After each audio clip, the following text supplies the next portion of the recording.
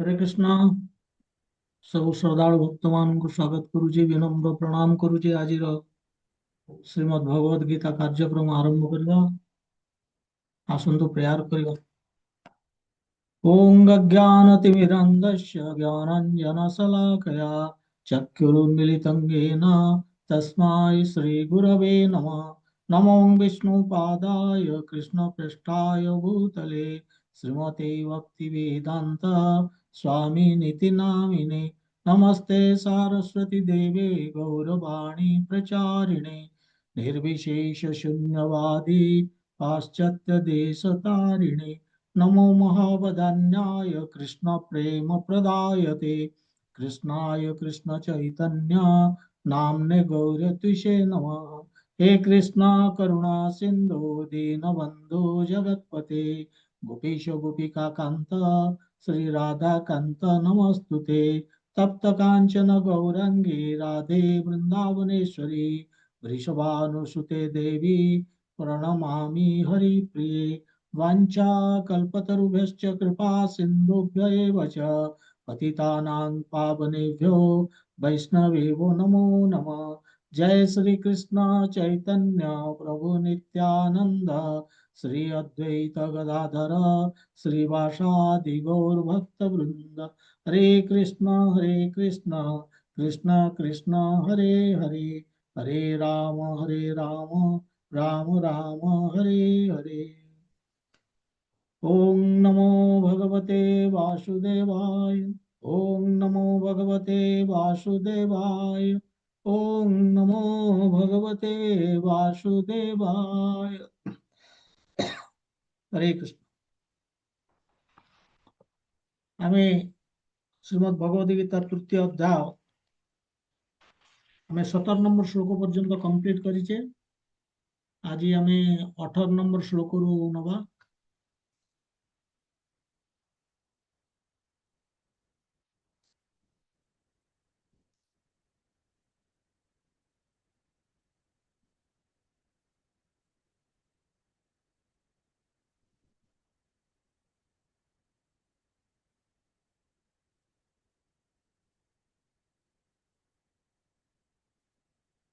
तेबे आमे ये जो 17 नंबर श्लोक तो आम कंप्लीट करिचे। 17 18 ये गोटे कनसेप्ट रे कृष्ण चली तेबे कृष्ण वर्तमान सुधा आम देखिले जे से आलोचना कले सृष्टि चक्र कथा यज्ञ चक्र कथा से कहले। एवं ये यज्ञ चक्र को पालिबा कथा मध्य से कहले जो माने को माने पालिबे ना जो माने डायरेक्ट कृष्ण भक्ति रे आसी पारुनाहांती। एमाने एई भलिया जो लोक एमाने व्यस्त अछंती निजर इंद्रिय भोग करिवारे। तेणु तांको पई कृष्ण एई जो कर्म यज्ञ कर्म विधि कर्म अर्पण विधि एई सब रखिचंती। कौन ना सेमाने देवादेवी को पूजा करिवे यज्ञ माध्यम रे तांको संतुष्ट करिवे ताले सेमाने तांकर आवश्यकता पूर्ण करिवे।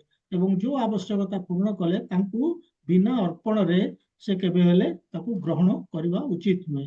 ये माने हेले इंद्रियाराम माने माने इंद्रिय भोग प्रति एमानकर लालसा रही। तेणु एमाने इंद्रियाराम। तेणु यांको पई एई भली कर्म यज्ञ कर्म अर्पण विधि भगवान रखिछंती। किंतु आउ गोटे कैटेगोरी लोक ए दुनिया मध्य अछंती जो माने माने आत्माराम तांको आमे कहबा। सेमाने आत्मारे आनंद नियंती कहीं ना सेमानंकर ए जो देहात्म बुद्धि नाही। सेमाने निजको शरीर बोलिकी मने करूनाहांती। सेमाने आत्मा को मानिकी चालंती आत्मा को सेमाने मानिचंती। आत्म सेमाने आत्माराम स्थिति रे रहउचंती। अर्थात सेमाने भाबुचंती जे आत्मा होची असली आउ आत्मार आत्मा जे कृष्ण तांकर भक्ति करवा होची हमर काम। एई भली सेमाने आत्माराम सेइतर सेमाने आनंद पावंती कृष्ण भक्ति रे सेमाने रहउचंती। एवं एमान को आमे कहूचे सेकंड कैटेगरी लोक जो ये होचंती आत्माराम बा स्वयं सिद्धि पुरुष सेल्फ रियलाइज्ड पर्सन एमान कहुचे। तेणु यही भलिया जो स्वयं सिद्धि ବା ଆତ୍ମାରାମ ଏମାନେ କୌଣସି ଦେବାଦେବୀ ବା କାହା ପାଖରେ କି ପିତୃପୁରୁଷ କୌଣସି ମାନେ ଅନ୍ୟ ଜୀବ ଅନ୍ୟ ମନୁଷ୍ୟ ଋଷି ମୁନି କାହା ପାଖରେ ଏମାନେ ଋଣୀ ନୁହନ୍ତି। କାହିଁକି ନା ଏମାନେ ଋଣୀ କେତେବେଳେ ହେବେ ଯଦି ତାଙ୍କଠୁ କିଛି ସେମାନେ ପାଉଥିବେ। ଏମାନଙ୍କର ପାଇବାରେ ଆଶା ନାହିଁ, ଏମାନେ ଇଚ୍ଛା ବି କରୁନାହାନ୍ତି ପାଇବାକୁ। ତେଣୁ ସେମାନେ ଋଣୀ ନୁହନ୍ତି କାହା ପାଖରେ ନା ଯେତେ ଜୀବ ଅଛନ୍ତି ଇନକ୍ଲୁଡିଂ ମୁନି ଋଷି ପିତୃପୁରୁଷ ଦେବା ଦେବୀ କାହା ପାଖରେ ମାନେ ଋଣୀ। ଯଦି ଏମାନେ ଇଚ୍ଛା ନାହିଁ କୌଣସି ମେଟେରିଆଲ ଡିଜାୟାର ଭୌତିକ ଇଚ୍ଛା ନାହିଁ ତାହେଲେ ଏମାନଙ୍କର କର୍ତ୍ତବ୍ୟ ନାହିଁ। ଆମେ କର୍ତ୍ତବ୍ୟ କଣ ପାଇଁ କରୁଛେ? ଭୌତିକ ଇଚ୍ଛା ପାଇଁ। ତେଣୁ ଏମାନଙ୍କର କୌଣସି କାମ ମଧ୍ୟ ନାହିଁ। ଇଏ ହଉଛନ୍ତି ଆତ୍ମାରାମ। ଏମାନେ କେବଳ ଗୋଟିଏ କାମ, ଏମାନେ ଭକ୍ତି କରନ୍ତି। ସେଇଥିରେ ସେମାନେ ମାନେ ଭଗବାନଙ୍କ ଭଗବାନଙ୍କ ପ୍ରତି ଏମାନେ ଆକର୍ଷିତ ହେଇକି ଯାଆନ୍ତି। ଆଉ ଆମେ କହୁଛେ ଯୋଉ ଆତ୍ମରତି ଆତ୍ମତୃପ୍ତି, ଯୋଉ ପୂର୍ବ ଶ୍ଲୋକରେ କୁହାଯାଇଛି ଆତ୍ମରତି ଆତ୍ମତୃପ୍ତି ଆତ୍ମସନ୍ତୁଷ୍ଟି। ଭଗବାନଙ୍କ ପାଖକୁ ରତି ମାନେ ଆକର୍ଷଣ ହେଇକି ଯିବା, ଆକର୍ଷିତ ହବା। ଏବଂ ଆତ୍ମତୃପ୍ତି, ଯେତେବେଳେ ସେମାନେ ଭଗବାନଙ୍କୁ ପାଇଯାଉଛନ୍ତି, ଭଗବାନଙ୍କ ପାଖରେ ସେ ଆତ୍ମାରେ ରମଣ କରୁଛନ୍ତି, ଅର୍ଥାତ ଭଗବାନ କୃଷ୍ଣ ଭକ୍ତିରେ ରହୁଛନ୍ତି, ତାଙ୍କୁ ଯାହା ଦରକାର ଥିଲା ମିଳିଗଲା, ତୃପ୍ତି ହେଇଗଲେ। କିନ୍ତୁ ଖାଲି ତୃପ୍ତିରେ ତ ହବନି। ତେଣୁ ସେ ଆଉ କିଛି ଅନ୍ୟ ଧରନ୍ତୁ ଆମର ଶୋଷ ହଉଛି, ଶୋଷ ମେଣ୍ଟିବା ପାଇଁ ଆମେ ପାଣି ପିଇଦେଲେ ଆମେ ତୃପ୍ତି ହେଇଗଲେ। କିନ୍ତୁ ଶୋଷ ମେଣ୍ଟିଗଲା କିନ୍ତୁ ଭୋକ ଯାଇନି। ଅନ୍ୟାନ୍ୟ ଆମର ଯାହା ଇଚ୍ଛା ସେଗୁଡିକ ସବୁ ମିଳିନି। ତେଣୁ ସନ୍ତୁଷ୍ଟି ଜିନିଷ ହଉଛି ଯେ କୃଷ୍ଣ ଭକ୍ତି, ତାଙ୍କୁ ଏଭଳିଆ ଜିନିଷଟେ ମିଳିଯାଉଛି, କୃଷ୍ଣ ମିଳିଯାଉଛନ୍ତି, ଫଳରେ କଣ ନା ତାଙ୍କର ସନ୍ତୁଷ୍ଟି ମିଳିଗଲା। ଅର୍ଥାତ ତାଙ୍କର ଆଉ କିଛି ଦରକାର ନାହିଁ। ନୋ ମେଟେରିଆଲ ଡିଜାୟାର୍ସ, ଏଭ୍ରିଥିଙ୍ଗ ଯାହା ମିଳିବା କଥା ସବୁ ମିଳିଗଲା। ସନ୍ତୁଷ୍ଟି, ସେଇଟାକୁ ଆମେ କହୁଛେ ସନ୍ତୁଷ୍ଟି। ତେଣୁ ସେମାନେ ଆତ୍ମରତି ଆତ୍ମ ତୃପ୍ତି ଆତ୍ମ ସନ୍ତୁଷ୍ଟି ଏ ତିନିଟାକ ପାଉଛନ୍ତି। ସେଥିପାଇଁ ଏମାନଙ୍କର କୌଣସି କାମ ନାହିଁ। କିନ୍ତୁ କାହିଁକି କାମ ନାହିଁ ଏମାନଙ୍କର? ସେଇ ଜିନିଷ କୃଷ୍ଣ ବର୍ତ୍ତମାନ ଏଇ ଯୋଉ 18 ନମ୍ବର ଶ୍ଲୋକରେ ସେ କଣ୍ଟିନ୍ୟୁ କରୁଛନ୍ତି। ସେଇ ଜିନିଷଟାକୁ ସେ କହିବାକୁ ପୁଣି ମାନେ ଯୋଉ ସ୍ୱୟଂ ସିଦ୍ଧି ବ୍ୟକ୍ତି ବା ସେଲ୍ଫ ରିଅଲାଇଜ ପର୍ସନ ଯୋଉ ବିଷୟ ଯୋଉ କହିଲେ 17 ନମ୍ବର ଶ୍ଲୋକରେ ସେଇଟା, ଏବଂ ସେ କହୁଛନ୍ତି ତାଙ୍କର ସେଠି ବି କହିଥିଲେ ଯେ ତାଙ୍କର କଣ ନ କାର୍ଯ୍ୟଂ ବିଦ୍ୟତେ ବୋଲିକି ସେଠି କହିଥିଲେ। ତାଙ୍କର କୌଣସି କାର୍ଯ୍ୟ ନାହିଁ, ଦେଖା ନାହିଁ। ଏଠି ମଧ୍ୟ ସେଇ ସେଇ ଜିନିଷଟାକୁ ସେ କଣ୍ଟିନ୍ୟୁ କରୁଛନ୍ତି। ଆମେ ଯିବା ବର୍ତ୍ତମାନ ଶ୍ଲୋକକୁ। ସେୟାର କରୁଛି 18 ନମ୍ବର ଶ୍ଲୋକ।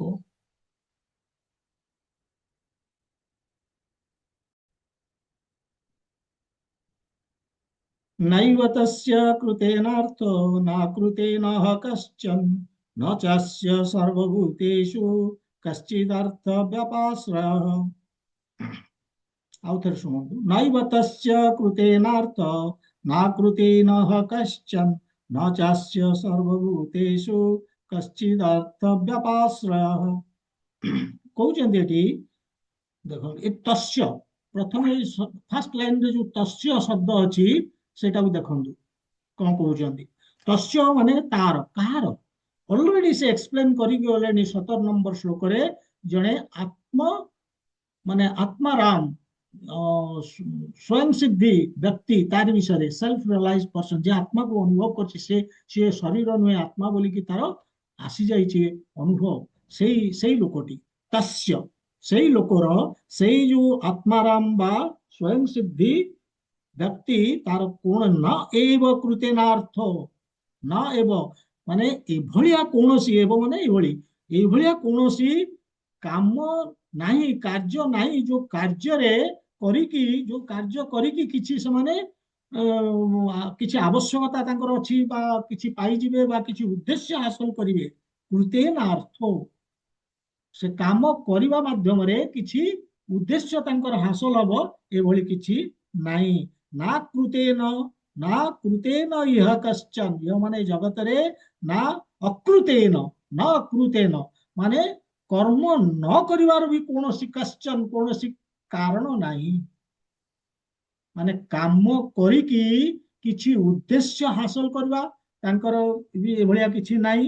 କି କାମ ନ କରିବାର ମଧ୍ୟ କୌଣସି କାରଣ ନାହିଁ। ମାନେ ଆର ଅର୍ଥ ହଉଛି ସେମାନେ ନ୍ୟୁଟ୍ରାଲ, କାମ କରିବା ବା ନ କରିବା ଉଭୟ ପ୍ରତି ସେମାନେ ନ୍ୟୁଟ୍ରାଲ, ଉଦାସୀନ। ନ ଚ ତାପରେ କହୁଛନ୍ତି ନ ଚ ଅସ୍ୟ ସର୍ବଭୂତେଷୁ କଶ୍ଚିଦ୍ ଅର୍ଥ ବ୍ୟାପାଶ୍ରୟ। ମାନେ ବ୍ୟାପାଶ୍ରୟ ଅର୍ଥ ନିର୍ଭର କରିବା। ସେ କହୁଛନ୍ତି କଶ୍ଚିଦ୍ ଅର୍ଥ ବ୍ୟାପାଶ୍ରୟ ମତଲବ ତାଙ୍କର କୌଣସି ମାନେ ନାହିଁ କାହା ଉପରେ ଡିପେଣ୍ଡ କରିବାର। କଶ୍ଚିଦ୍ ଅର୍ଥ ମାନେ ଆବଶ୍ୟକତା ନାହିଁ କାହା ଉପରେ। ନ ଚ ଅସ୍ୟ ସର୍ବଭୂତେଷୁ, ନା ଏମାନଙ୍କର କୌଣସି ଜୀବ ଉପରେ ନିର୍ଭର କରିବାର କିଛି ଆବଶ୍ୟକତା ଅଛି।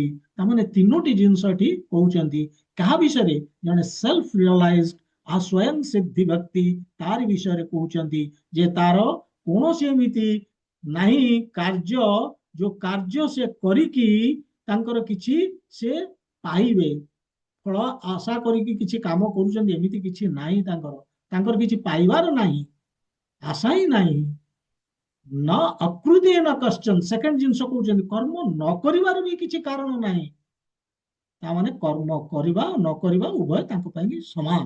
ନ ଚ ଅସ୍ୟ ସର୍ବଭୂତେଷୁ, ଥାର୍ଡ ଜିନିଷ କହୁଛନ୍ତି କୌଣସି ଜୀବ ଉପରେ ନା ଏମାନଙ୍କର କଶ୍ଚିଦ୍ ଅର୍ଥ ବ୍ୟାପାଶ୍ରୟ, ମାନେ ୟାଙ୍କର ନିର୍ଭର କରିବାର ଆବଶ୍ୟକତା ରହିଛି। କୌଣସି ଜୀବ ପାଖରେ ଆଶ୍ରୟ ନେବାର ଏମାନଙ୍କର ଆବଶ୍ୟକତା ଅଛି। ଆମେ ଏ ଶ୍ଲୋକକୁ ଆଲୋଚନା କରିବା।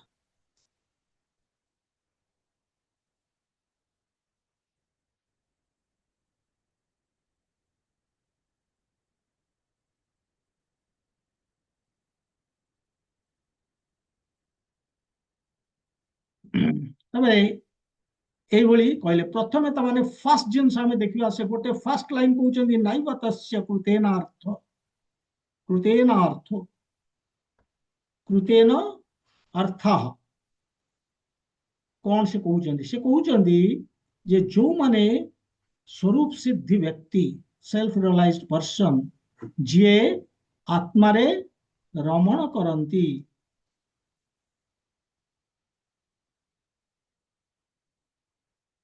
ଯିଏ ଆତ୍ମାରେ ରମଣ କରନ୍ତି, ଆତ୍ମାରାମ ନ ଏବ କୃତଃ, ମାନେ କୌଣସି କାର୍ଯ୍ୟ ଅନୁଷ୍ଠାନ ହବ ତାଙ୍କ ପାଇଁ ଏଭଳିଆ କିଛି ନାହିଁ। ନାଇଁ ଏ ଗୋଟେ କାର୍ଯ୍ୟ କରିବା ଦରକାର, ନା ତାଙ୍କର ସେମିତି କିଛି ନାହିଁ, ଏଭଳି କିଛି ନାହିଁ। ନ ଅର୍ଥ, ମାନେ ସେ କାର୍ଯ୍ୟରେ କରିକି, କାର୍ଯ୍ୟ ସମ୍ପାଦନ କରିକି କିଛି ତାଙ୍କୁ ମିଳିବ, କିଛି ଉଦ୍ଦେଶ୍ୟ ସାଧନ ହବ, କିଛି ଆବଶ୍ୟକତା ପୂରଣ ହବ, ଏ ବି ନାହିଁ। ଏହାର ଅର୍ଥ କଣ? ତାଙ୍କର କୌଣସି ଭୌତିକ ଇଚ୍ଛା ନାହିଁ, ନୋ ମ୍ୟାଟେରିଆଲ ଡିଜାୟାର୍ସ, ବା କୌଣସି ସେ କାମ କରିବେ ପ୍ରତିବଦଳରେ କିଛି ସେମାନେ ଆଶା ରଖିଛନ୍ତି ବା ତାଙ୍କର କିଛି ଯୋଜନା ଅଛି, ନା ତା ବି ନାହିଁ। ସେମାନେ କିଛି ଚାହୁଁନାହାନ୍ତି ଏ ଦୁନିଆରେ, ଏବଂ ତାଙ୍କର କୌଣସି କର୍ମ କରିବାର ଆବଶ୍ୟକତା ବି ନାହିଁ, କୌଣସି କର୍ମ କରିବାର ଆବଶ୍ୟକତା ବି ନାହିଁ। ଇଏ ହେଲା ନୈବ ତସ୍ୟ କୃତେନ ଅର୍ଥ। ସେକେଣ୍ଡ, ନ ଅକୃତେନ ଇହ କଶ୍ଚନ, ମୋ ରିଜନ, କୌଣସି କାରଣ ନାହିଁ ଯେ କାହିଁକି ସେ କର୍ତ୍ତବ୍ୟ କରିବେନି ବା କର୍ମ କରିବେନି। ଯୋଉ ପ୍ରେସ୍କ୍ରାଇବ ଡ୍ୟୁଟି ଅଛି, ନିୟତ କର୍ମ, ଶାସ୍ତ୍ର ଅନୁମୋଦିତ କର୍ମ ନିଜର ଗୁଣ ଅନୁସାରେ, ତାକୁ ବି କାହିଁକି ନ କରିବେ, କୌଣସି କାରଣ ବି ନାହିଁ। ମାନେ ଦେଖନ୍ତୁ ୟାର ଅର୍ଥ କଣ, ୱାନ୍ ଟୁ ଦିଟା ଯାକ। ନୈବ ତସ୍ୟ କୃତେନ ଅର୍ଥ ନ ଅକୃତେନ ଇହ କଶ୍ଚନ, ଯୋଉ ଜିନିଷ ସେ କହୁଛନ୍ତି ଆର ଦିଟାର ମିନିଂ କଣ ମିଶିକି, ତାମାନେ ସେ କହୁଛନ୍ତି ଏଭଳିଆ ଏକ ସ୍ୱରୂପ ସିଦ୍ଧି ବ୍ୟକ୍ତି, କାମ କରିବା କାମ ନ କରିବା କିଛି ଫରକ ପଡୁନି ତା ପାଇଁ।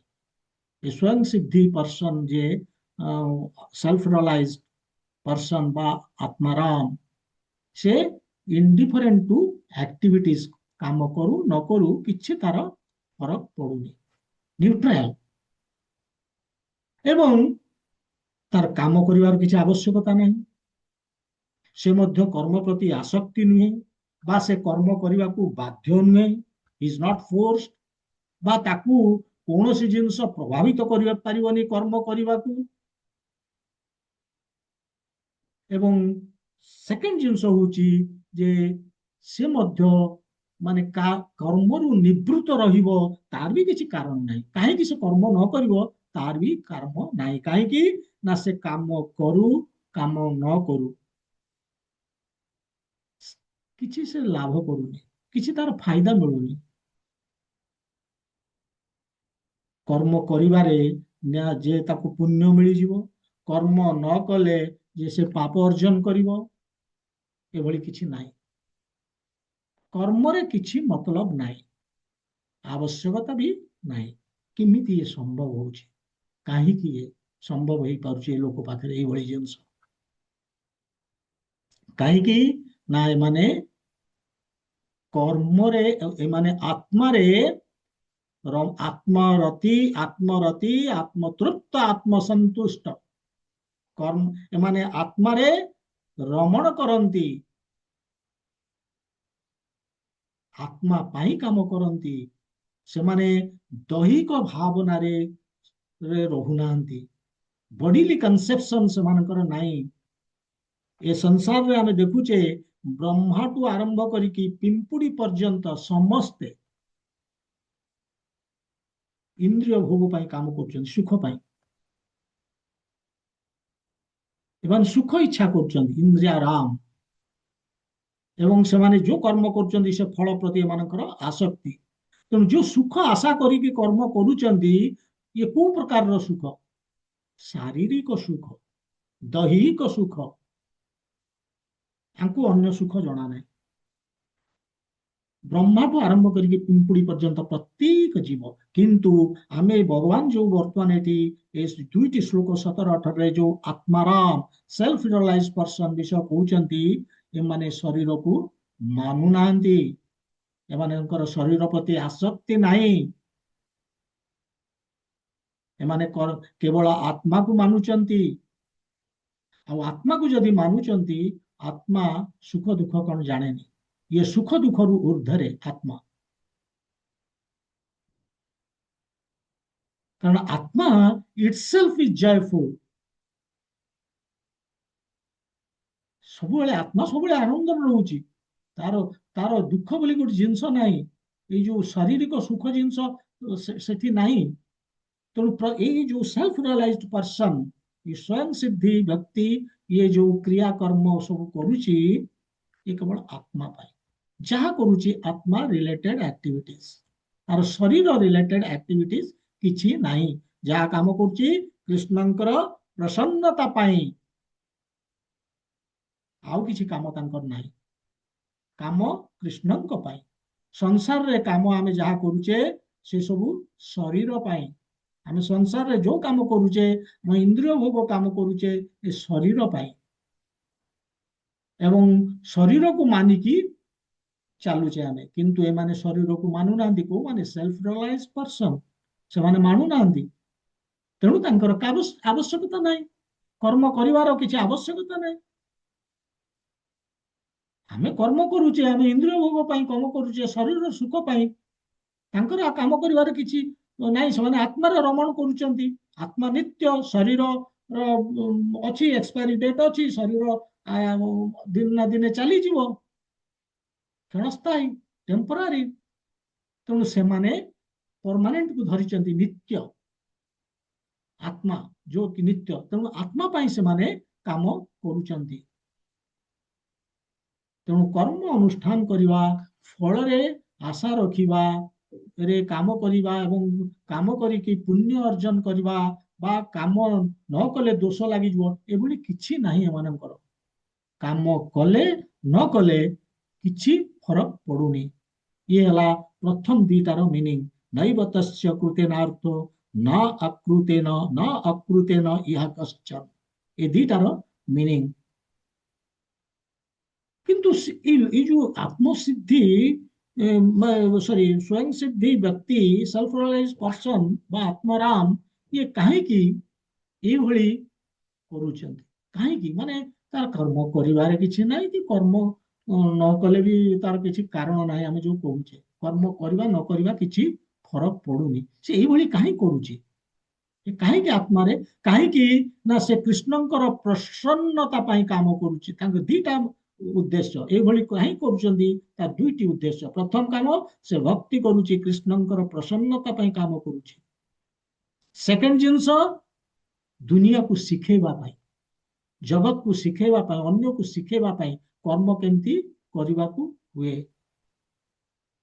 ଇଏ ହଉଛି ତାଙ୍କର ଉଦ୍ଦେଶ୍ୟ। ନ କଲେ କିଛି ଦୋଷ ହବନି ତାଙ୍କ ପାଇଁ।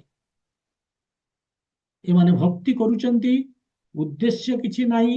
ଉଦ୍ଦେଶ୍ୟ ଭକ୍ତିରେ ଯଦି ଉଦ୍ଦେଶ୍ୟ, ଯୋଉମାନେ ଭକ୍ତି କରୁଛନ୍ତି ଯଦି ଉଦ୍ଦେଶ୍ୟ ଥାଇକି ଭକ୍ତି କରୁଛନ୍ତି, ସେ ଭକ୍ତି ନୁହେଁ। ଭକ୍ତିର ପ୍ରଥମ ଲକ୍ଷଣ ଅହେତୁକି, ୱିଦାଉଟ୍ ମୋଟିଭେସନ, କୌଣସି ପର୍ପସ୍ ନାହିଁ, ଉଦ୍ଦେଶ୍ୟ ନାହିଁ।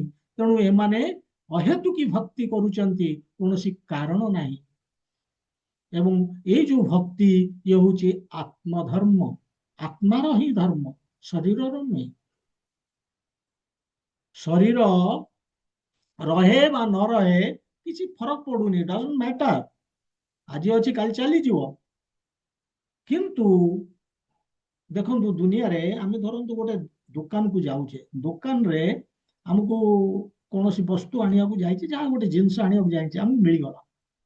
ମିଳିଗଲା ପରେ ଆମକୁ କ୍ୟାରି ବ୍ୟାଗ ମିଳିଲାନି, ଥଳିଟେ ମିଳିଲାନି, ଡଜଣ୍ଟ ମ୍ୟାଟର, ଆମେ ଯାହା ଚାହୁଁଥିଲେ ମିଳିଗଲା, କିନ୍ତୁ ଥଳିଟେ ମିଳିଲାନି।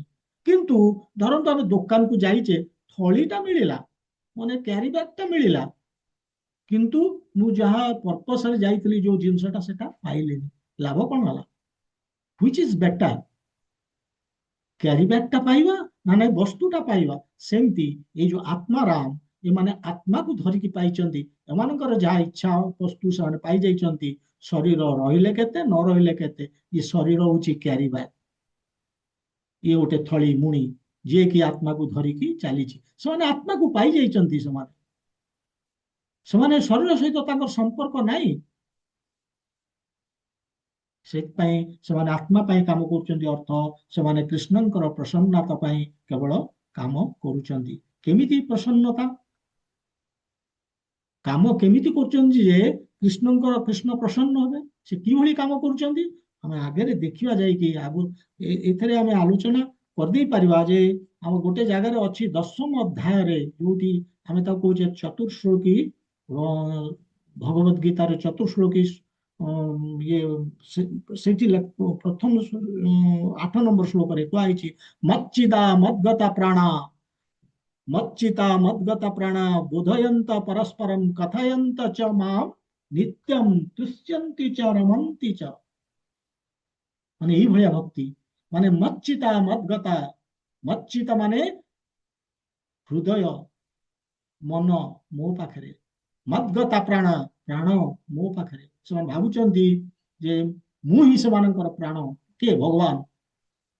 ଭଗବାନ କହୁଛନ୍ତି ଏଇଭଳି ସେମାନେ ଯିଏ ଭକ୍ତି କରୁଛି, ଯେ ଭଗବାନଙ୍କୁ ପ୍ରାଣ ବୋଲିକି ଭାବୁଛି, ଏବଂ ମନ ଆଉ ହୃଦୟ ଭଗବାନଙ୍କ ଠି, ବୋଧୟନ୍ତ ପରସ୍ପରମ କଥୟନ୍ତ ଚ ମା ନିତ୍ୟଂ, ମୋରି ବିଷୟରେ, ବୋଧୟନ୍ତ ପରସ୍ପର ମାନେ ମୋରି ବିଷୟରେ ମାନେ ଶୁଣିକି, କଥୟନ୍ତ କୁହାକୁହି ହେଇକି ମୋରି ବିଷୟ ଚର୍ଚ୍ଚା କରନ୍ତି, ମୋରି ବିଷୟ ଶୁଣନ୍ତି।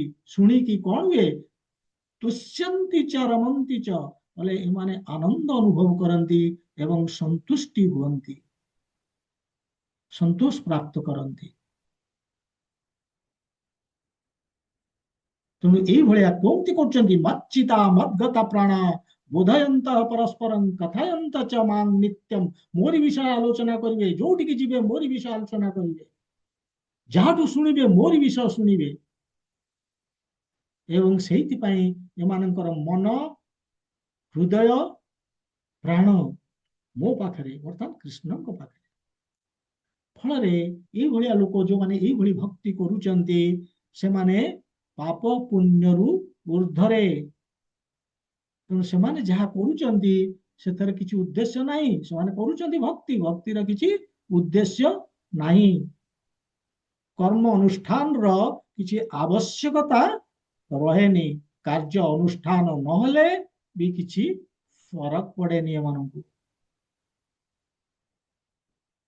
ତେଣୁ ଏଠି ଗୋଟେ ପ୍ରଶ୍ନ ଆସିପାରେ, ଯଦି ସେମାନେ ତାଙ୍କର କିଛି କରିବାର ଆବଶ୍ୟକତା ନାହିଁ, ନଟ୍ ଡୁଇଂ, ମାନେ ସେମାନେ ଶରୀରର ରକ୍ଷଣାବେକ୍ଷଣ କେମିତି କରୁଛନ୍ତି? ତାମାନେ ସେମାନେ ଡିପେଣ୍ଡ କରୁଥିବେ କାହା ଉପରେ, ନିର୍ଭର କରୁଥିବେ, ସେମାନେ କାହା ଉପରେ ଆଶ୍ରୟ, କାହା ପାଖରେ ଆଶ୍ରୟ ନେଇଥିବେ? ତା ବି ନୁହେଁ।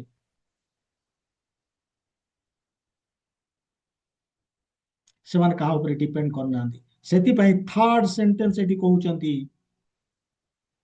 न च अस्य सर्वभूतेषु कश्चित् अर्थ व्यापाश्रय।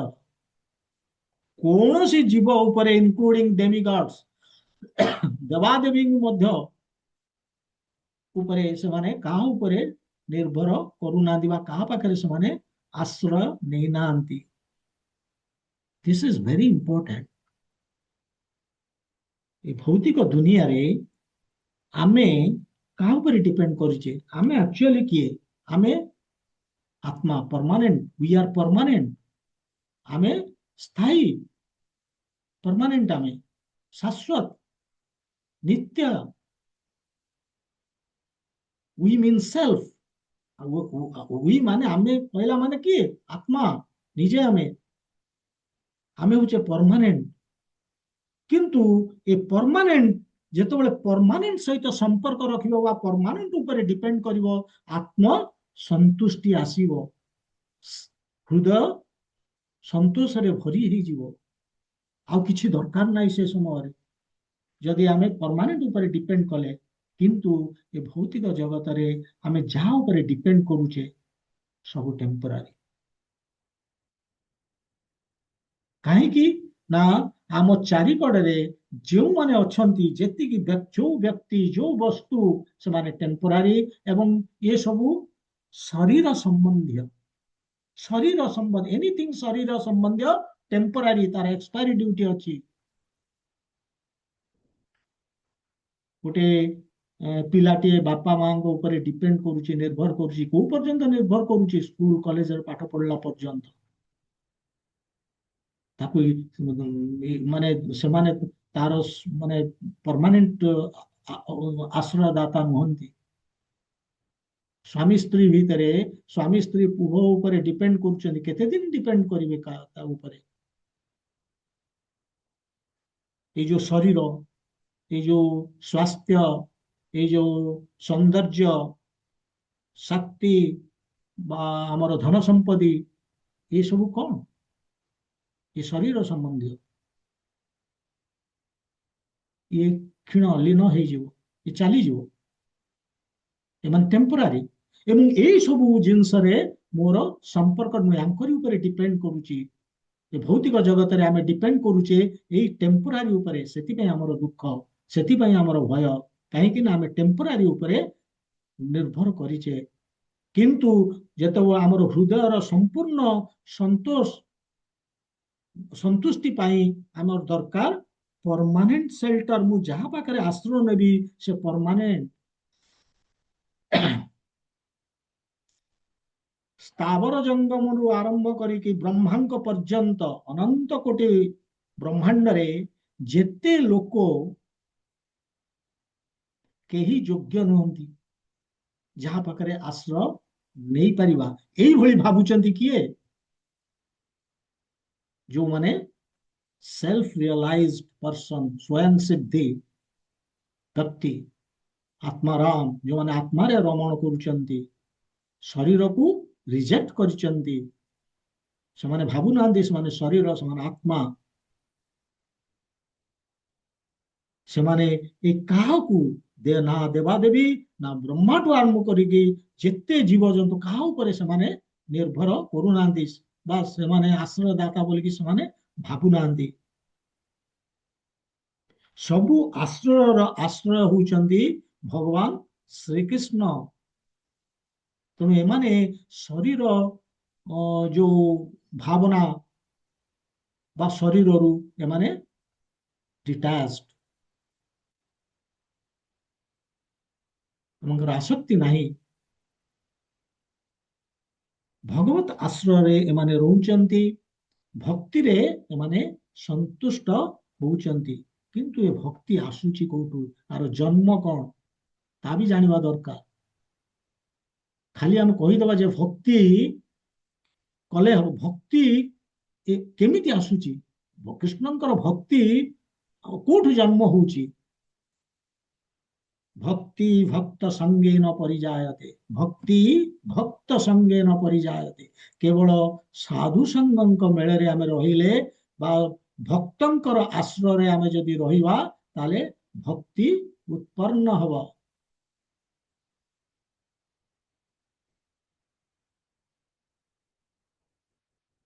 ଭକ୍ତଙ୍କ ମେଳରେ। ତେଣୁ ଭକ୍ତି ଆସୁଛି ଭକ୍ତଙ୍କଠୁ। ସେଥିପାଇଁ ଆମେ ଆମର କୁହାହେଇଛି ଯେ ଭକ୍ତିର ସେକେଣ୍ଡ ଲକ୍ଷଣ ଅପ୍ରତିହତା। ଯଦି ପ୍ରକୃତରେ ମୋ ଭକ୍ତିରେ କୌଣସି ବାଧା, ଯେକୌଣସି କୌଣସି ବାଧା ଆସୁ, ସେ ବାଧା ଆସିଲେ ମୋର ଭକ୍ତିର ଯୋଉ ପ୍ରୋଗ୍ରେସକୁ ସେ କୌଣସି ପ୍ରଭାବ ପକେଇ ପାରୁନି, ତାହେଲେ ଆମେ କହୁଛେ ଅପ୍ରତିହତା। ତାମାନେ ମୁଁ ଯଦି ଭକ୍ତଙ୍କ ମେଳରେ ରହୁଛି, ମୋର ଅବଷ୍ଟ୍ରକ୍ସନ ନାହିଁ। ଯେତେ ଅବଷ୍ଟ୍ରକ୍ସନ ଆସୁ ସେ କୌଣସି ପ୍ରଭାବ ପକେଇ ପାରିବନି ମୋର ଭକ୍ତିରେ। ଧ୍ରୁବ ମହାରାଜ ଯେତେବେଳେ 5 ବର୍ଷର ହେଇଥିଲେ, କେବଳ ମା କୋଳରେ ବସିଥିଲେ, ତାଙ୍କୁ ଉଠେଇ ଦେଲେ ତାଙ୍କର ସାବତ ମା। ଅଧିକାର ନାହିଁ ବୋଲି କହିଲେ, କେବଳ ତାଙ୍କ ପୁଅର କୋଳରେ ବସିବାର ଅଧିକାର ଅଛି। ବହୁତ କାନ୍ଦିଥିଲେ ସେଦିନ। ସେ ମାକୁ ପଚାରିଥିଲେ ଯେ ସେ ଭାବିଲେ ଯେ 5 ବର୍ଷର ପିଲା, କିନ୍ତୁ ସେ ଜାଣିପାରିଲେ ଯେ ଯଦି ଆଜି ମତେ ବାପା କୋଳରେ ବସେଇବାକୁ ଦଉନି, ବାପାର ଯୋଉ ଚେୟାର ସିଂହାସନ ତା ଉପରେ ବି ବସିବାର ମୋର ଅଧିକାର ଆସିବନି, ବଡ ହେଲେ ଏ ରାଜ୍ୟ ବି ମୁଁ ପାଇପାରିବିନି। ତେଣୁ କ୍ରୋଧ ଆସିଛି। ମାକୁ ପଚାରିଛନ୍ତି ଯେ କେମିତି, ମୁଁ କଣ କଲେ ମୁଁ ବାପାଙ୍କଠୁ ଗୋଟେ ବଡ ରାଜ୍ୟ ପାଇବି? ଆଉ ମା ହଉଛନ୍ତି ତାଙ୍କର ପ୍ରଥମ ସ୍ପିରିଚୁଆଲ ମାଷ୍ଟର, ଗୁରୁ। ସେ କହିଲେ ଯଦି ଭଗବତ ପ୍ରାପ୍ତି ହବ, ଅର୍ଥାତ୍ ଭଗବାନଙ୍କର ଯଦି ଶରଣରେ ଯିବୁ, ଆତ୍ମସମର୍ପଣ କରିବୁ, ତାହେଲେ ସମ୍ଭବ ହେଇପାରିବ। ନା କେମିତି? ନା ମୁଁ ଜାଣିନି। କହନ୍ତି ଜଙ୍ଗଲକୁ ଯାଇକି ତପସ୍ୟା କର। ଜଙ୍ଗଲକୁ ଚାରି ଯାଇଛି ଏବଂ ତପସ୍ୟା କରିବା ପାଇଁ ସେ ଖୋଜୁଛି ଏବଂ ଜାଣିପାରୁନି କେମିତି କରିବ। ନାରଦ ମୁନିଙ୍କର ଭେଟ ହେଇଛି। ଛୋଟ ପିଲା, 5 ବର୍ଷର ପିଲା। ନାରଦ ମୁନି ତାକୁ ଡିସକରେଜ କରିଛନ୍ତି ଯେ ଘରକୁ ପଳା, 5 ବର୍ଷ ପିଲା, କଣିଆ କଣିଆ ହାତ ଗୋଡ, କଣ ତୁ କରିବୁ, ଯା। ସେତେବେଳେ ମଧ୍ୟ ସେ ଧ୍ରୁବ କହୁଛି, ଧ୍ରୁବ ମହାରାଜ ମାନେ 5 ବର୍ଷର ହେଇଥିଲେ, କିନ୍ତୁ ସେ କହୁଛନ୍ତି ଯଦି ମତେ କୌଣସି ରିଅଲି ସାହାଯ୍ୟ କରିବାର ଅଛି କରନ୍ତୁ, ବା ମତେ କିଛି ଉଚିତ ଆଡଭାଇସ ଦେବାର ଅଛି ଦିଅନ୍ତୁ। ଯଦି ନ ଦେବାର ନାହିଁ, ଦେଇପାରିବେନି, ତାହେଲେ ଆପଣ ଚାଲିଯାଆନ୍ତୁ। ଆପଣଙ୍କ ମୋ ପାଇଁ କିଛି ଆବଶ୍ୟକତା ନାହିଁ। ନାରଦ ଦେଖିଲେ ଇଏ ଡିଟରମିନ। ତେଣୁ ସେ ତାଙ୍କୁ ମନ୍ତ୍ର ଦେଲେ, ଓಂ ନମୋ ଭଗବତେ ବାସୁଦେବାୟ। କହିଲେ ଏଇ ମନ୍ତ୍ରଟି ତୁ ଧ୍ୟାନରେ ବସିବୁ। ଏବଂ ସେ ବସିଲେ। ପ୍ରଥମେ ପ୍ରଥମେ ସେ ଏଭଳି କଲେ ଯେ ଖାଲି ପତ୍ର ଫଳ ମୂଳ ଖାଉଥିଲେ। ପତ୍ର ଖାଇଲେ, କିଛି ଦିନ ପରେ ସେ ବି ବନ୍ଦ ହେଇଗଲା। ପାଣି ପିଇଲେ, ସେ ବି ବନ୍ଦ ହେଇଗଲା। ଖାଲି ନିଶ୍ୱାସ ନେଲେ, ସେ ବି ବନ୍ଦ ହେଇଗଲା। ଭଗବାନ ଆସିକି ତାଙ୍କ ହୃଦୟରେ ଅବସ୍ଥାନ କଲେ।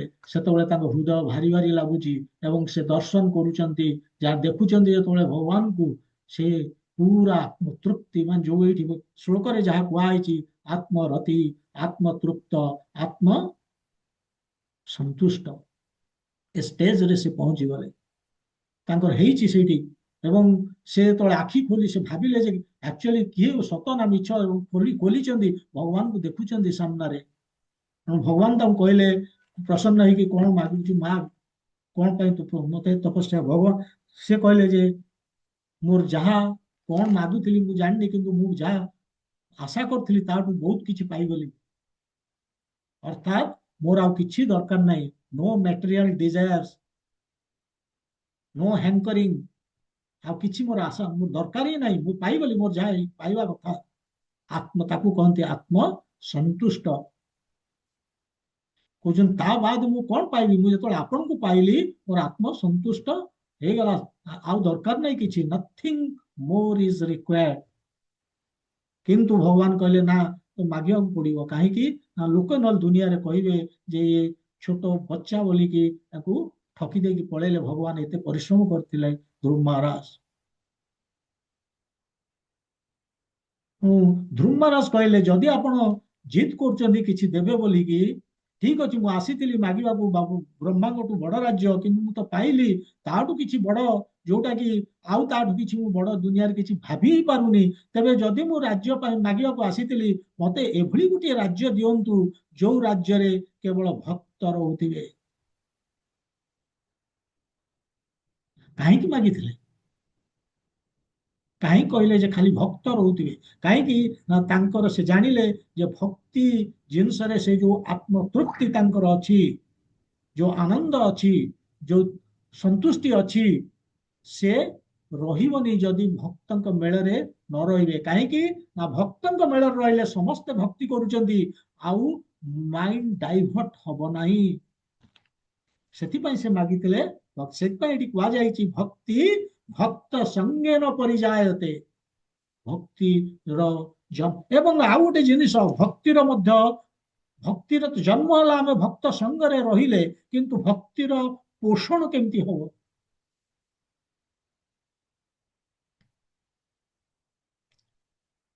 ନରିଶମେଣ୍ଟ ଯାହାକୁ ଆମେ କହୁଛେ, ସେଇଟା କେମିତି ହବ? ଶ୍ରବଣ କୀର୍ତ୍ତନ, ଇଏ ହଉଛି ଭକ୍ତିର ପୋଷଣ।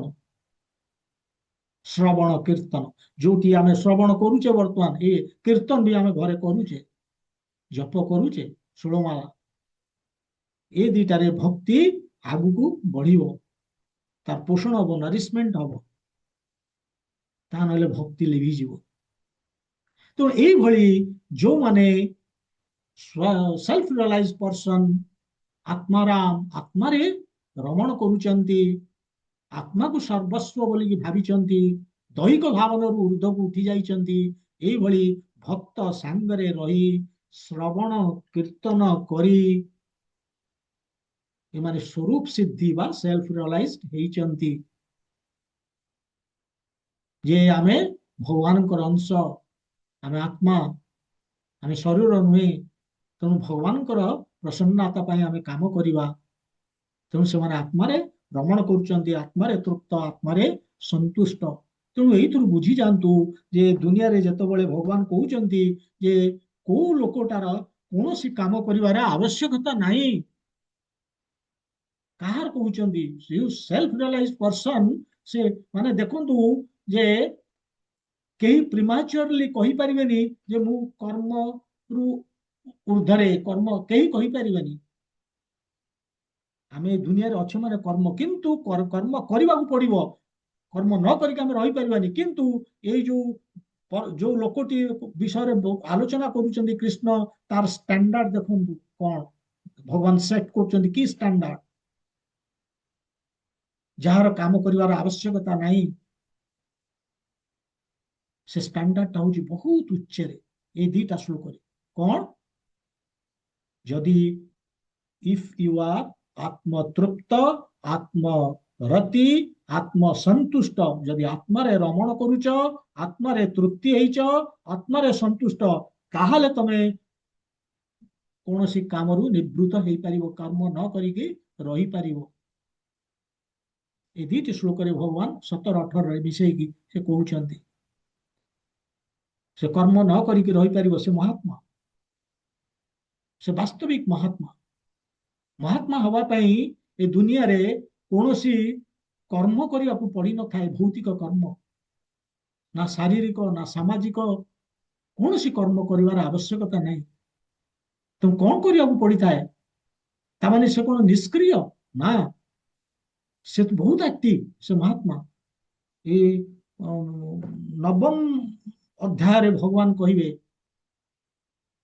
महात्मनः तु मां पार्थ दैवीं प्रकृतिम् आश्रिताः। महात्मनः तु मां पार्थ दैवीं प्रकृतिम् आश्रित।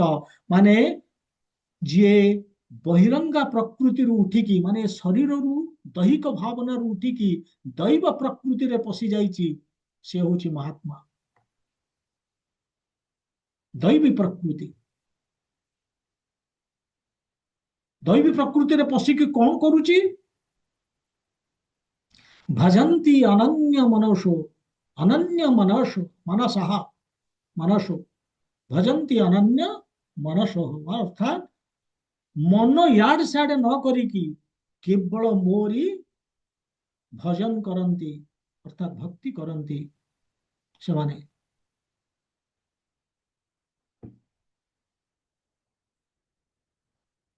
ଦେ ଆର୍ ଡୁଇଂ ଭକ୍ତି ୱିଦାଉଟ୍ ଡେଭିଏସନ ଅଫ ମାଇଣ୍ଡ। କାହିଁକି? ସେଇ ଶ୍ଲୋକରେ କହୁଛନ୍ତି ଜ୍ଞାତ୍ୱା ଭୂତାଦିମ୍ ଅବ୍ୟୟମ୍, କାରଣ ସେ ଜାଣୁଛନ୍ତି ଯେ କୃଷ୍ଣ ହିଁ ହଉଛନ୍ତି ଏକମାତ୍ର ବ୍ୟକ୍ତି ଏ ଦୁନିଆରେ ଯିଏକି ଶରଣ ପାଇଁ ଯୋଗ୍ୟ, ଚିନ୍ତନ ପାଇଁ ଯୋଗ୍ୟ, ଶୁଣିବା ପାଇଁ ଯୋଗ୍ୟ, ଆଶ୍ରୟ ନବା ପାଇଁ ଯୋଗ୍ୟ, ନିର୍ଭର କରିବା ପାଇଁ ଯୋଗ୍ୟ ଆଉ କେହି ନାହାନ୍ତି, କାରଣ ସେ ପରମାନେଣ୍ଟ। କିନ୍ତୁ ଭଗବାନ କାହିଁକି ତାହେଲେ ଦେବାଦେବୀ ପୂଜା ମଧ୍ୟ କହିଛନ୍ତି? ଇଏ ବି କରିବାକୁ ପଡେ ଦେବାଦେବୀ ପୂଜା।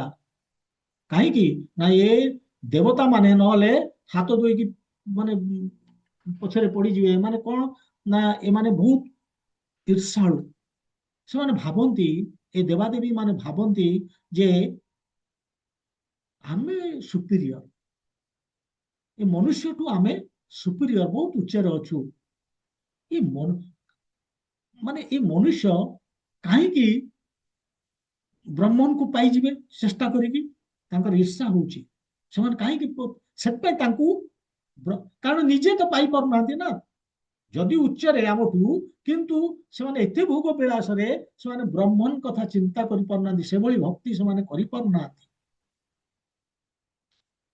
କିନ୍ତୁ ସେମାନଙ୍କର ଈର୍ଷା ହଉଛି ମଣିଷ କାହିଁକି ସେ ବ୍ରହ୍ମଙ୍କୁ ପାଇଯିବ ବା ଭକ୍ତି କରିକି ଭଗବାନଙ୍କୁ ପାଇବ, ତାଙ୍କର ଈର୍ଷା ହଉଛି। ସେଥିପାଇଁ ସେମାନେ ଛଦ୍ମବେଶରେ ଆସନ୍ତି, ପୁଅ ହେଇକି ବାପା ମା ଏମିତି ଗୋଟେ କିଛି ହେଇକି ଛଦ୍ମବେଶରେ ଆସିକି ବିଭିନ୍ନ ବାଧାବିଘ୍ନ ସୃଷ୍ଟି କରନ୍ତି ଏଇ ଯୋଉ ଭକ୍ତିର ପ୍ରଗତିରେ। ଇନ୍ଦ୍ର ବହୁତ ବାର ଚେଷ୍ଟା କରିଛନ୍ତି। ଦିଲ୍ଲୀପ ମହାରାଜଙ୍କର ଅଶ୍ୱମେଧ ଯଜ୍ଞ, ପୃଥୁ ମହାରାଜଙ୍କର ଅଶ୍ୱମେଧ ଯଜ୍ଞ, ସବୁଠି ସେ ବହୁତ କେସ୍ ଏମିତି ଉଦାହରଣ ଅଛି ଭାଗବତରେ ଆମେ ଦେଖିବା। ବହୁତ ସେ ବାଧାବିଘ୍ନ ସୃଷ୍ଟି କରିଛନ୍ତି, ଯଜ୍ଞ କରିବାକୁ ଦେଇନାହାନ୍ତି। ସେଥିପାଇଁ ଆମ କୁହାଯାଇଛି ଯେ ତାଙ୍କୁ ଖୁସି କରିବା କଥା କୁହାଯାଇଛି। ତାହେଲେ ସେମାନେ ବାଧାବିଘ୍ନ ସୃଷ୍ଟି କରିବେନି ବା କୌଣସି କଷ୍ଟ ଦେବେନି। କିନ୍ତୁ ଯଦି ଆମେ କମ୍ପ୍ଲିଟ ଭାବେ ସମ୍ପୂର୍ଣ୍ଣ ରୂପେ ଆମେ ଯଦି ସମର୍ପିତ ଭଗବାନଙ୍କ ପାଖରେ, ଆମେ ଯଦି ଆଶ୍ରୟ ଭଗବାନଙ୍କ ପାଖରେ ନେଇଯାଇଛେ ଏବଂ ଭଗବାନଙ୍କର ଯେ ରିପ୍ରେଜେଣ୍ଟେଟିଭ ଅର୍ଥ ଭକ୍ତ, ତାଙ୍କ ପାଖରେ ନେଇଯାଇଛେ, ଭଗବାନ ଆଉ ଭଗବାନଙ୍କର ରିପ୍ରେଜେଣ୍ଟେଟିଭ, ଭଗବାନଙ୍କର ଯିଏ ପାଖ ଲୋକ ଭକ୍ତ, ତାଙ୍କ ପାଖରେ ଯଦି ଆମେ ଆଶ୍ରୟ ନେଇଯାଇଛେ, ତାହେଲେ ଦେବୀ ଦେବତା ଯେତେ ଚେଷ୍ଟା କରନ୍ତୁ ବାଧାବିଘ୍ନ ସୃଷ୍ଟି କରିବା ପାଇଁ, ସେମାନେ ତ କରିବେ ୱିଥ ଫୁଲ ଷ୍ଟ୍ରେଂଥ। ସେମାନେ ତାଙ୍କର ଶକ୍ତି, ଯେତେ ଶକ୍ତି ଅଛି ତାର ବ୍ୟବହାର କରିକି ସେମାନେ ବିଗାଡ଼ିବାକୁ ଚେଷ୍ଟା କରିବେ, ଆମର ଭକ୍ତିରେ ଆଗକୁ ବଢିବାକୁ ଦେବେନି। କିନ୍ତୁ ଯଦି ଆମେ ଭଗବାନଙ୍କ ଆଶ୍ରୟ ନେଇଛେ କମ୍ପ୍ଲିଟଲି, ତ ସେ କିଛି କରିପାରିବାନି। ଏଥିରେ ଉଦାହରଣ ଅଛି ଗୋବର୍ଦ୍ଧନ ଲୀଳା। ଗୋବର୍ଦ୍ଧନ ଲୀଳାରେ ଇନ୍ଦ୍ର ରାଗି ଯାଇଥିଲେ। ଇନ୍ଦ୍ରଦେବ ରାଗିଲେ କାହିଁକି ନା କୃଷ୍ଣ ମନା କଲେ ଇନ୍ଦ୍ରଙ୍କର ପୂଜା କରିବା ପାଇଁ। କାହିଁକି ନା ଇନ୍ଦ୍ର ଅଲରେଡି, ସରି, କୃଷ୍ଣ ଅଲରେଡି ବ୍ରଜଭୂମିରେ ଅଛନ୍ତି, ଆଉ ଭଗବାନ ଯୋଉଠି ଅଛନ୍ତି ସେଠି ଇନ୍ଦ୍ରଙ୍କର କଣ ପାଇଁ ପୂଜା ହବ? ତେଣୁ ସେ କହିଲେ ଆବଶ୍ୟକତା ନାହିଁ, ବରଂ ଇନ୍ଦ୍ରଙ୍କର ପୂଜା ନ କରିକି ଏ ଗୋବର୍ଦ୍ଧନ ଏତେ ଉପକାର ଦଉଛି ତାଙ୍କର ପୂଜା କର, ଗୋବର୍ଦ୍ଧନଙ୍କର। ଇନ୍ଦ୍ରର ତ କାମ ବର୍ଷା ଦବା, ଏବଂ ଏଠି ତ ମୁଁ ଅଛି, ତେଣୁ ସେ ବର୍ଷା ତ କରେଇବେ, ତାଙ୍କୁ ତ ସେଇ ଚାର୍ଜ ଦିଆହେଇଛି। ତେଣୁ ତାଙ୍କ ପୂଜା ନ କରିବାକୁ ମନା କରିଦେଲେ। ଆଉ ବ୍ରଜବାସୀ ମାନେ ସେମାନେ ସେଇ କାମ କଲେ ଯାହା କୃଷ୍ଣ କହିଲେ। କିନ୍ତୁ କଣ କଲେ ଇନ୍ଦ୍ର? ଅତିବୃଷ୍ଟି 7 ଦିନ ପର୍ଯ୍ୟନ୍ତ। ବ୍ରଜବାସୀ ଚାହିଁଥିଲେ ଇନ୍ଦ୍ରଙ୍କୁ ଯାଇକି ରିକ୍ୱେଷ୍ଟ କରିଥାନ୍ତେ, କରିପାରିଥାନ୍ତେ ବା ତାଙ୍କୁ ସନ୍ତୁଷ୍ଟ କରିବାକୁ ଚେଷ୍ଟା କରିଥାନ୍ତେ, କିନ୍ତୁ ସେ କଲେନି। କାହିଁକି?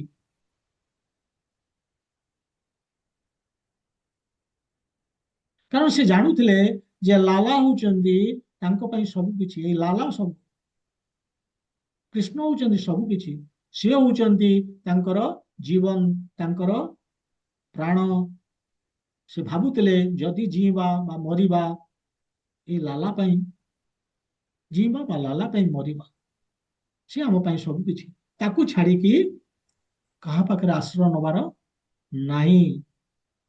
ତାକୁ ହିଁ କହନ୍ତି ଭଗବାନ ଏଠି ଯୋଉ କହୁଛନ୍ତି ବ୍ୟାପାଶ୍ରୟ, ଏଇ ହଉଛି ବ୍ୟାପାଶ୍ରୟ। କୃଷ୍ଣ, କୃଷ୍ଣଙ୍କର ଯିଏ ଭକ୍ତ, ତାଙ୍କ ପାଖରେ ଆଶ୍ରୟ ନବା, ଏହି କେବଳ ଆଶ୍ରୟ ଯୋଗ୍ୟ।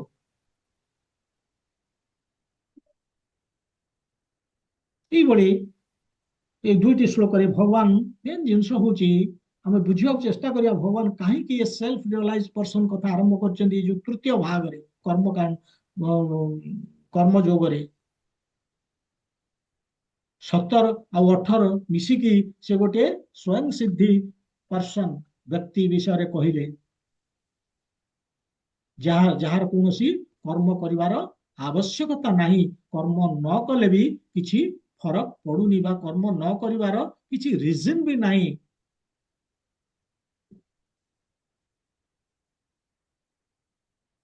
ଏବଂ କର୍ମର କୌଣସି ଉଦ୍ଦେଶ୍ୟ ବି ନାହିଁ, ଯଦି ବି କର୍ମ କରିବେ ତାଙ୍କର କୌଣସି ଉଦ୍ଦେଶ୍ୟ ନାହିଁ, ସେମାନେ ଫଳ ପ୍ରତି ତାଙ୍କର ଆସକ୍ତି ନାହିଁ, କୌଣସି ଭୌତିକ ଇଚ୍ଛା ନାହିଁ ବା ସୁଖ ପଛରେ ସେମାନେ ପଡିନାହାନ୍ତି। ସୁଖ ତ ଏ ଶରୀର ସମ୍ବନ୍ଧୀୟ। ଇଏ ହଉଛନ୍ତି ଭଗବାନଙ୍କର କହିବା ଉଦ୍ଦେଶ୍ୟ, ଇଏ ହଉଛି ସେଲ୍ଫ ରିୟଲାଇଜ ପର୍ସନ। ସେ ବଡି ଯୋଉ ଶରୀର କୁ ମାନୁନାହାନ୍ତି, ସେ ଭାବୁଛନ୍ତି ଯେ ଆମେ ଶରୀର ନୁହେଁ, ଆମେ ହଉଛେ ଆତ୍ମାରାମ, ତେଣୁ ତାଙ୍କୁ ଆମେ ଆତ୍ମାରାମ କହୁଛେ। ତେଣୁ ସେମାନେ ଆତ୍ମାରେ ଭ୍ରମଣ କରୁଛନ୍ତି, ଆତ୍ମା ସମ୍ବନ୍ଧୀୟ କାମ କରୁଛନ୍ତି, ଆତ୍ମରତି, ଆତ୍ମତୃପ୍ତ, ଆତ୍ମସନ୍ତୁଷ୍ଟ, ତାଙ୍କର କୌଣସି ଭୌତିକ ଇଚ୍ଛା ନାହିଁ। ସେମାନେ ନ୍ୟୁଟ୍ରାଲ ବା indifferent to doing and not doing, କାମ କରିବା ବା ନ କରିବା କୌଣସି ଫରକ ନାହିଁ, ଡିଫରେନ୍ସ ନାହିଁ ତାଙ୍କ ପାଇଁ। କାହିଁକି କୃଷ୍ଣ ଏଇଭଳିଆ କହୁଛନ୍ତି 17-18? ଏ ପରେ ଜଣା ପଡିବ, ଯେତେବେଳେ ଆମେ 19ରୁ ଆରମ୍ଭ କରିବା ଆସ୍ତେ ଆସ୍ତେ ଜଣା ପଡିବ କାହିଁକି କହୁଛନ୍ତି। କାହିଁକି ନା ଗୋଟିଏ ଜିନିଷ ମନେ ରଖନ୍ତୁ, ଆଇଡିଆ ଦଉଛି, ଅର୍ଜୁନ ସବୁବେଳେ କର୍ମ ସନ୍ନ୍ୟାସ କଥା ପ୍ଲିଡ୍ କରୁଛନ୍ତି ଭଗବାନଙ୍କୁ, ଯେ କର୍ମକୁ ତ୍ୟାଗ କରିକି ଚାଲିଯିବେ। କାରଣ ସେ ଆଭଏଡ୍ କରିବାକୁ ଚେଷ୍ଟା କରୁଛନ୍ତି ଫାଇଟିଂ, ତାଙ୍କୁ କଷ୍ଟ ହଉଛି, ତେଣୁ ସେଥିପାଇଁ ସେ କହୁଛନ୍ତି କର୍ମ ସନ୍ନ୍ୟାସ, କର୍ମ ସନ୍ନ୍ୟାସ।